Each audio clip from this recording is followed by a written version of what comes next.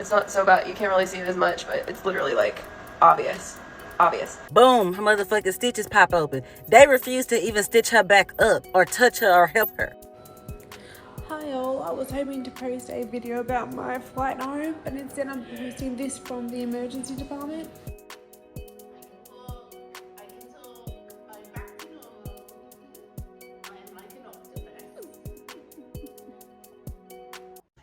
I'm a month post-op plastic surgery and I have landed myself back in hospital the last 4 days with complications. So unfortunately my tummy opened up on both hips, and one side was so large and so significant that it required surgical intervention.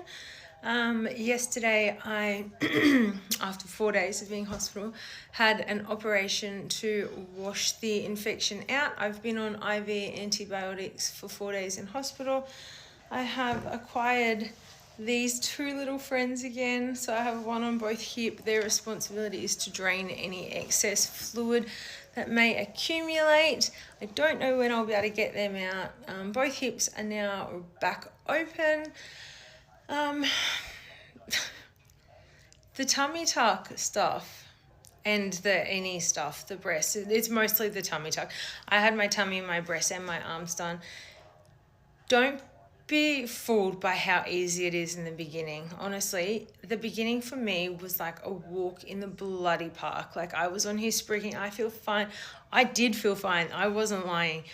But holy moly, the rate of complications after these things seems to be huge. I know of 4 people that have had a tummy tuck in the last month or two, and every single one of us has had a complication. So don't think this stuff is complication free and you're only, one of the unlucky ones if you do have a complication, because they seem to be common. I don't know. It's a massive surgery. So of course they are, but yeah, don't go into it thinking that it won't happen to you, because the odds are it probably will.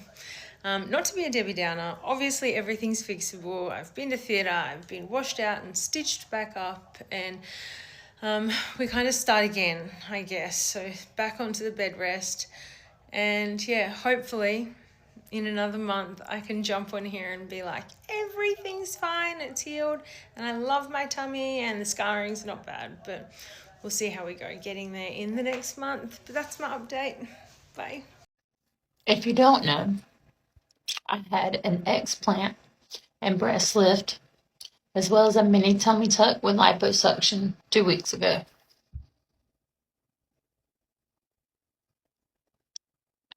I almost wish that I didn't do it. Not because I'm not happy with the results, because I am, but because I'm a very active, hardworking, go-getter type of person, and the recovery has been hellacious for me. And typically, I'm a very tough, strong, keep going type of person. I have always been. But this has really knocked me on my ass, and I'm really starting to question my decision. And I'm very frustrated and down, and I'm just ready to feel normal again. I'm 12 weeks post-op, and I have a seroma, and you can see it right here. Look at that. Yeah, not fun. It's not so bad. You can't really see it as much, but it's literally like obvious. What's annoying is at 4 weeks I mentioned it and they're like, it's normal. I know like you have like swelling and stuff, but like I mentioned it last week to my surgical team, and they're like, yeah, that looks normal. You had like a lot of tissue before, so it's probably like saying it was like fat. I'm sorry. He's so real. Anyway, my friend did an ultrasound on me, and it is not fat. It's fluid, like I suspected. So I'm like kind of annoyed, but even the doctor looked and was like, yeah, it looks normal based off of the before pictures. That's why I paid $15,000 to get a tummy tuck, so that you can take the tissue. I'm sure it'll be fine, it'll be fixed, and it's a seroma, and that's like a normal side effect of surgery, but like I'm 12 weeks post-op. Like at 4 weeks when I mentioned it, I feel like they should have been like, hey, you should go get an ultrasound. But instead I had to like keep on sending, be like, hey, I still have this. Hey, it's more prominent. Hey, I noticed it. And they're like, well, if it looks normal, but like if you want an ultrasound, we can send one. And I'm like, I want an ultrasound Yes, I do. Thank you. So I did an unofficial one with a friend just to make sure, and now I have an official one in a couple days. Like, people know their bodies, and I can tell when something's unnormal. I wish that medical people like listened more. They're just like, oh, it's fine. It's annoying. I think it's so funny when like people be like, oh, I don't want my tummy tuck scar to show. I don't want people knowing that I got a tummy. And that's your business, baby. I love that. But just a little FYI, your coochie was lifted so high during your tummy tuck that you're talking to me, right? I'm trying to make eye contact with you. However, your coochie is right. She's right under your chin and she's growling at me. So I already know. How many of you need to be unalived for you to stop doing cheap surgery in Turkey? I'll wait. You don't do your research. You run in because you just take pictures of IG model and show them and say, yeah, I want to look like her. I want to look like Jada Wader. And they say, okay, yeah, we can do that. Then all of a sudden you end up unalive because you don't even know how much previous unalive cases they've had. Do your research. Stop rushing to go Turkey with a $3,000 or doing payment plans on your body. Like, seriously. This lady went and got her tummy tuck in Mexico. The doctor named Dr. Chavez who did her surgery. And she stayed there for 4 days. After 4 days, she ended up going back home to Wisconsin. She even said when she went to the recovery house, they tried to put on her a faja that was like a 1X and she couldn't wear it because it was too tight. She said she was in so much pain that she begged them to take it off. So they put her on the binder. So she said on the flight home, she could not get comfortable, like at all. It just felt so tight. Her stitches was so tight. By the time she got home, she got to go to the ER because she's very sick. The doctor see she had dead tissue. Her hemoglobin was very low. So they pressed her like, where did you get this surgery at? Because she's telling them that she got it in Miami. Finally, she told them the truth. She actually had surgery in Mexico. Girl, they gave her 2 units of blood, antibiotics, and some pain meds and referred her to a wound specialist. Boom, her motherfucking stitches pop open. They refused to even stitch her back up or touch her or help her. She even said she got observed by a plastic surgeon and they told her that the stitches that doctor put on her did not have enough strength for the tension needed for the tummy tuck. She got an infection, a non-operating drain, and pain, a stomach that looked pregnant. Can't nobody get her stitches out. This is why I always say it is dire to do y'all research. Please do y'all research. If you're going to do anything to your body, do your research. Please. I never cry online.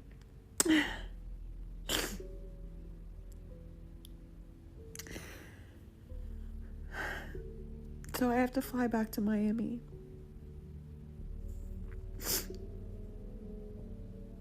I have a seroma. It's a area of fluid that has surrounded like my belly button.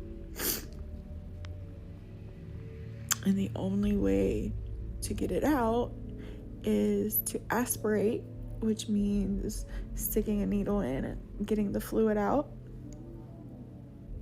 I knew that this could happen. It's common. But it's scary.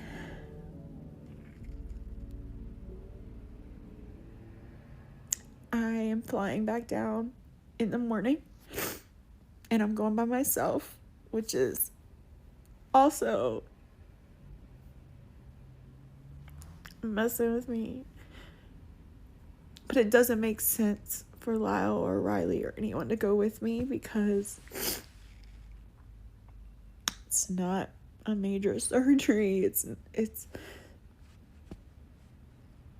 I'm lucky that I have the means that I can fly back down to my surgeon and I don't have to worry about an urgent care or something here. But I also don't want to spend all the money for extra flights when they don't need to go.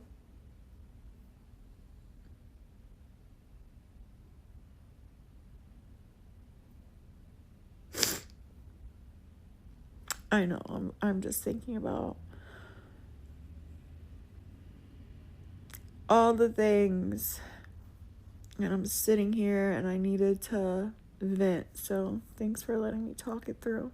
So this lady, Nicole G, I want to say her name incorrectly, went to Costa Rica for a tummy tuck surgery, but the surgery didn't go the way she had hoped for it to go. There were complications. And because it was in Costa Rica and she's not from Costa Rica, she could not sue, she could not do anything. Thanks to her friend, their friend was able to help her to get flown back to Canada, where she was able to get surgeons to look at her. She also had no more money. She was already in so much debt. Thank goodness for her friend for helping her. So after the reviews of the doctors here in Canada, they basically said, you need to amputate some parts of your body. That's your fingers because of infection. And thanks to her friend again, he was able to assist her with this to make sure it went through. I'm not sure how her condition was prior to the surgery, if she was excessively overweight or what it was that pushed her to get a tummy tuck. But it seems like she did not do her due diligence. Tummy tuck is removing that excess skin. It could be from severe overweight, that you've lost the weight and there's hanging skin. You just want to tighten the abdominal muscles. It repairs separated skin and to create a firmer midsection. Keep in mind, a tummy tuck is not the solution to losing weight. It's a procedure. It's not covered by insurance. There are side effects. It could be from severe scarring, fluid buildup, infection, poor healing, and bulging. And you need to do your research. The worst pain of this whole entire tummy tuck recovery just happened to me, and it was white hot electric burning nerve pain near my drain site. I don't know what happened. I haven't had an issue with them at all. All of a sudden, it's like I yelled out, it hurt so bad. And that type of pain doesn't just come and go super fast. It stays. And so now I am stuck in this position in my bed trying to eat dinner, basically laying down because I am terrified to move. So I asked ChatGPT and it said to calm down, that I'll be fine. Tummy tuck recovery is no joke, and I think a lot of people go into it not really understanding what the first few weeks are actually like. So let me be honest with you. First thing to know, you're going to be walked around hunched over for a bit. That is completely normal. Your body needs time to adjust to the tightening that was done. Don't try to stand fully upright until your body is ready. You'll be in a compression garment around the clock, except for when you shower. And when you shower for the first time, be sure you're sitting down when you take that garment off. Your body has been through a lot, and standing up while removing it can cause some dizziness. The 10-pound lifting restriction applies here too. And you can't bend over or stoop. So if you have kids, pets, or anything on the floor that needs picking up, you need to have a plan for that before going into surgery. Walking every 1 to 2 hours while you're awake is really important here too. Blood clots are a serious risk with this procedure, and staying moving, even slowly, significantly helps. The constipation situation is real with a tummy tuck too. You're on narcotics, you're not moving much, and your abdominal muscles have just been through a major procedure. So start your stool softener even before surgery. Straining is the last thing you want to be doing post tummy tuck. And mentally, this one takes time. Most people don't see their final tummy tuck results for months. The early weeks can look puffy, swollen, and discouraging. That does not mean something's wrong. Save this if you're considering or already scheduled for a tummy tuck. Hi all, I was hoping to post a video about my flight home, but instead I'm posting this from the emergency department. This is a reminder to listen to your post-op care instructions carefully. I was feeling so good. Everything was going so well. I got back to Melbourne last night. Today we decided to go shopping with my kids to get a few things that I needed. We hired a wheelchair, that was fine. My husband pushed me around the shops in the wheelchair. And then on the way back out to the car, after we returned to the wheelchair, I was leaning on a shopping cart, a trolley, for support. And I tried to turn a corner with the shopping trolley and obviously engaged my pectoral muscles. And now I have done some damage, and as you can see, it's rock hard right up to here. I don't know whether my implants moved, but I know I have been told from ultrasound and CT that I have internal bleeding on my right side and will most likely need another surgery, and all because I decided that it was a good idea to push a trolley.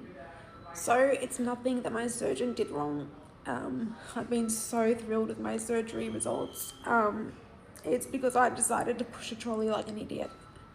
So this is your reminder to listen to your post-op care instructions. Don't overdo it just because you were feeling good. I was feeling amazing. Everything was going so perfectly.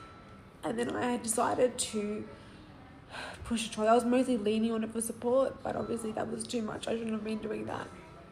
So now I don't know what's going to happen. I'll keep you updated though. I'm also in extraordinary pain, like a huge amount of pain. It is rock hard right up to my armpit. Yeah, like I said, I know there's internal bleeding. I don't know what else is happening. Let's talk about the number one thing that you don't hear a lot of women talking about when they have a mommy makeover or a tummy tuck, and that is the post-op blues. And yes, this is a real thing, and no one prepares you for it or even talks about it. And some of you are here probably thinking like, what are you talking about? Like, you just had a mommy makeover or a tummy tuck. You should be super grateful. But in all honesty, you plan the surgery, you plan for your recovery, you buy the pillows, the binders, the meds, but no one really tells you about what goes on emotionally. So that's why I'm here. I had a mommy makeover 3 years ago, and I'm going to tell you what I've learned. You are going to feel sad, tired, overwhelmed, regretful, and even lonely. And even when this is something that you wanted, like I wanted this, right? And if that's you right now, there's nothing wrong with you. Your body just went through this huge trauma. Your hormones are all over the place. They're shifting. You're swollen. You're uncomfortable. Maybe you're in pain still. You're worrying about the scar. You're worrying about your incisions. And then there's the guilt. And the guilt is what was the hardest part for me. I'm a mom of 4 and I cannot sit still. So if I'm not doing anything, even when I'm relaxing, I feel such intense guilt that I get up and do something. So when I was home during those first couple of weeks and I couldn't do anything, I sobbed. I cried. I felt so guilty that I couldn't do my regular motherly, caretaker responsibilities. And I just remember crying one night and saying to my husband, why did I do this? Maybe this was a huge mistake. But he was awesome and super reassuring. But I just remember how I felt and I hated it. But what I learned is healing isn't just physical. Your mind needs time to catch up with the decision that your heart made a long time ago, So you just got to be patient. This phase is only temporary. The swelling will go down, your pain will get better, and your energy will come back. And one day you will look at yourself in the mirror and be so grateful and think, oh, there you are. There's the woman that I've been looking for and working towards. And you'll be so happy that you did it. You are not weak for struggling. You are not ungrateful. You're just human. So whether you are pre-op, prepare your mind just as much as you're preparing your body. And if you're post-op and you're in the thick of it, just be gentle with yourself. Be patient. This is healing and it's part of the journey and you're not alone. One thing I was never told about having this surgery is that obviously I know they have to reconstruct your belly button, but you have to kind of train your belly button to reopen. It's really weird. So I ordered some belly button spacers on Amazon and I thought we could fit it together. If you don't like belly buttons, then look away. I think my belly button's actually looking pretty nice. Nice little small, but can you see what it means? It's literally like a slit. And apparently these are supposed to help open up like a normal belly button. I hope. Do I use all? I don't fucking know.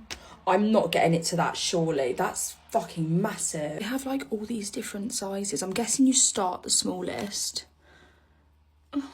and work your way up. I'm fucking clueless. I'm gonna go for this size and hope for the best. Still pretty big.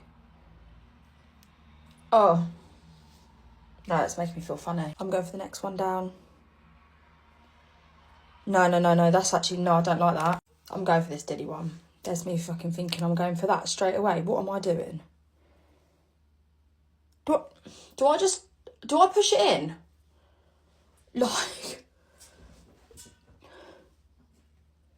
Is that it? And then you get these sticky things and you press it. I really don't know what the fuck I'm doing.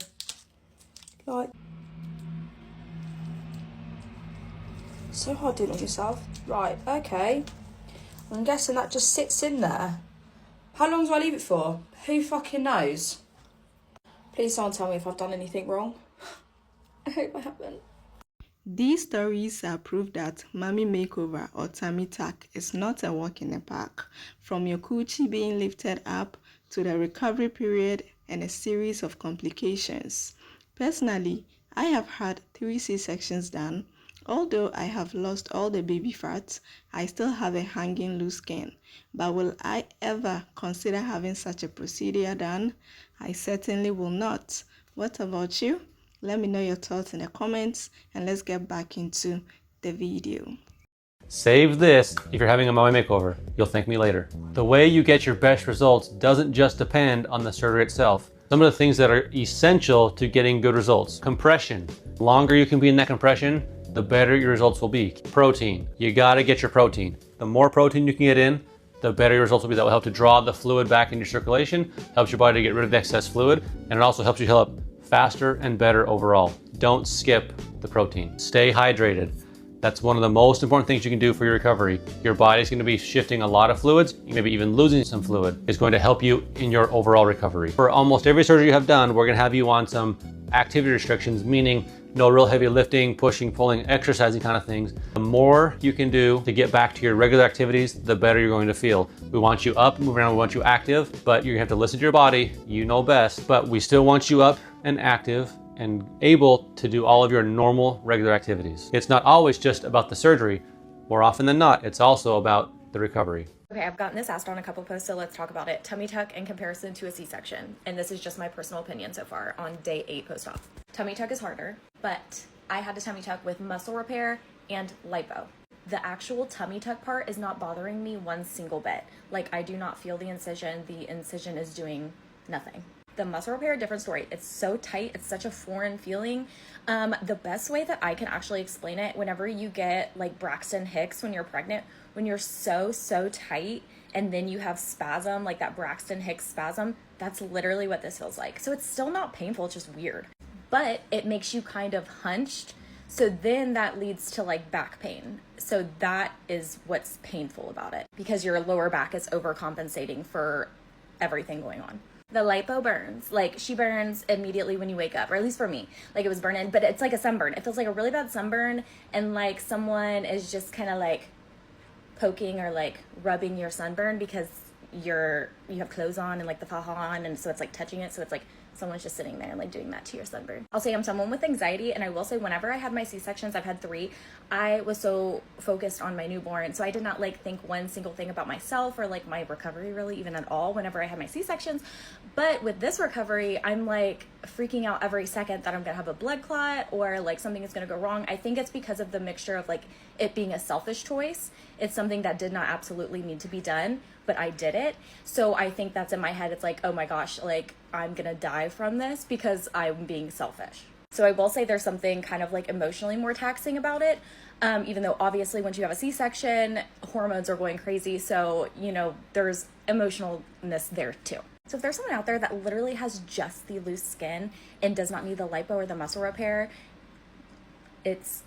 you'll have a breeze. Like, it will not be that difficult whatsoever. I truly don't think so. Unless, of course, there's always post-op complications. There's risk with everything. But if you go to a good surgeon, everything goes perfectly, it'll be so much easier than a C-section. Of course, this is just my 2 cents. I'm only 8 days post-op, and I've literally not even seen my belly button. It's still packed up with stuff. So, yeah, what do I know?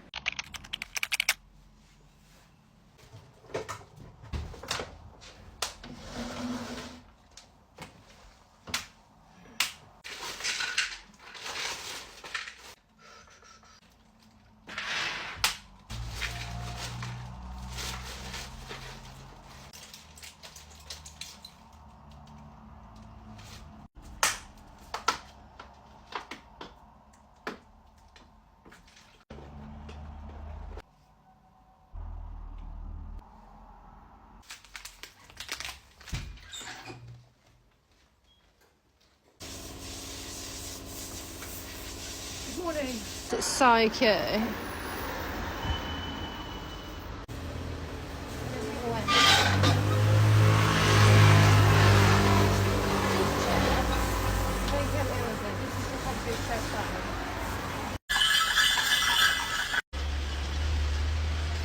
So we have got the hospital today. Today is officially Friday, Saturday, Sunday, Monday. A new week.